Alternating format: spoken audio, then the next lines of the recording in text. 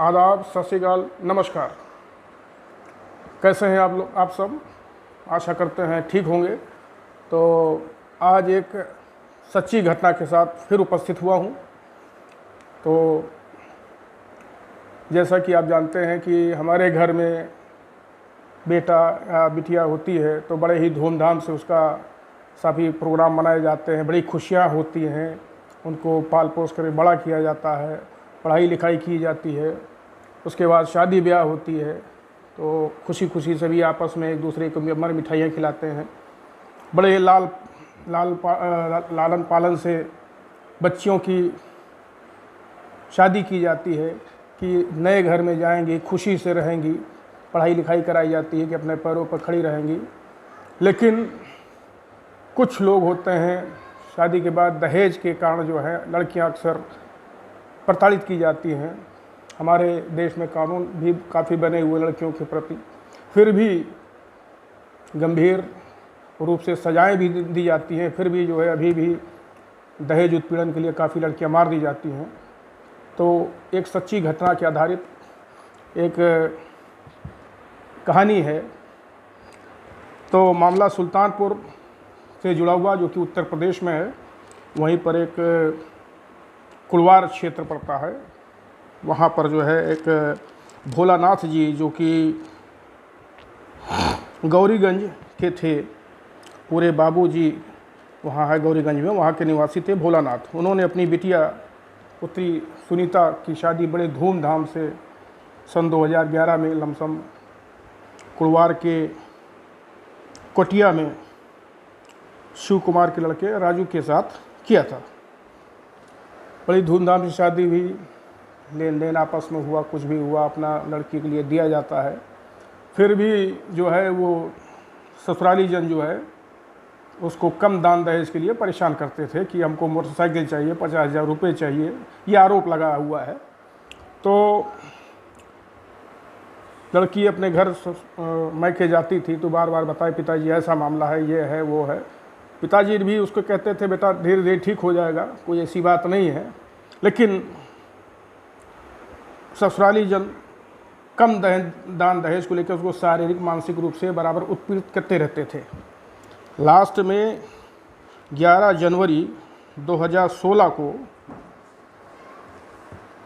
लड़की को ससुराली जनों द्वारा जलाकर हत्या कर दी गई, ऐसा आरोप है।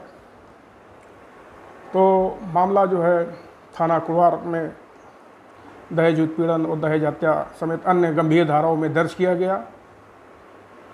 उसमें पति, सास, जेठ और ससुर सभी के खिलाफ जो है मुकदमा गंभीर धाराओं में पंजीकृत हुआ। बाद में लोअर कोर्ट से सेशन कोर्ट में इसका ट्रायल चला। दौरान विचारण जो है ससुर शिव कुमार जी थे, उनकी विचारण के दौरान मौत हो गई थी। अभियोजन पक्ष ने जो है कुल 11 गवाहों की परीक्षा कराई, 11 गवाह पेश किए गए। आप जानते हैं अदालत में गवाही होती है, उसके बाद क्रॉस एग्जामिनेशन होता है, तो काफ़ी टाइम होता है। लेकिन फिर भी ये जो है 2016 की घटना है, 2016 की घटना है और 2022 में इसका निर्णय आ गया। तो जनपद सुल्तानपुर के अपर सत्र न्यायाधीश प्रथम माननीय इंतखाब आलम साहब ने मंगलवार को जो है पति, सास और जेठ इन तीनों को दोषी माना और इनको 10-10 साल की सज़ा से दंडित किया। मतलब जैसी करनी वैसी भरनी।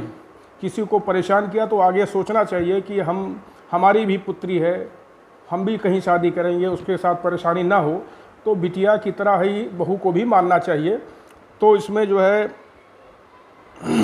पति राजू, जेठ संजय, सास सुरसती को अपर सत्र न्यायाधीश माननीय इंतखाब आलम साहब ने 10 साल की सज़ा सुनाई और इन दोषियों पर कुल 30,000 रुपये का अर्थदंड भी थोका है। तो कहने का तात्पर्य केवल इतना है कि दहेज एक अभिशाप है।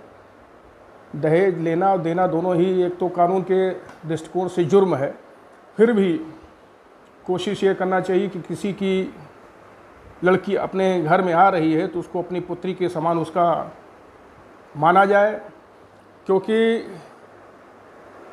दहेज शब्द ही अगर मिटाना है तो हमें जो है खुद पहले बदलना पड़ेगा।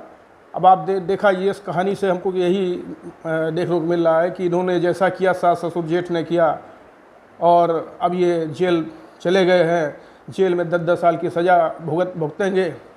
तो अभियोजन पक्ष से पवन दुबे जी साहब थे, उन्होंने 11 गवाहों की परीक्षा कराई, बड़ी ही मेहनत से उन्होंने मुकदमे को साकार रूप दिया और पति जेठ तथा सास, पति राजू, जेठ संजय, सुरसती सास और ससुर शिव कुमार की मौत हो गई थी। इसलिए राजू, संजय और सुरसती को 10-10 साल की सज़ा और 30,000 रुपये अर्थदंड से दंडित किया गया है। तो आगे नए सच्ची घटनाओं के साथ आपसे फिर मुलाकात होगी। तो तब तक के लिए आप देखते रहें अशोक शुक्ला सफ़र। धन्यवाद। जय हिंद, जय भारत।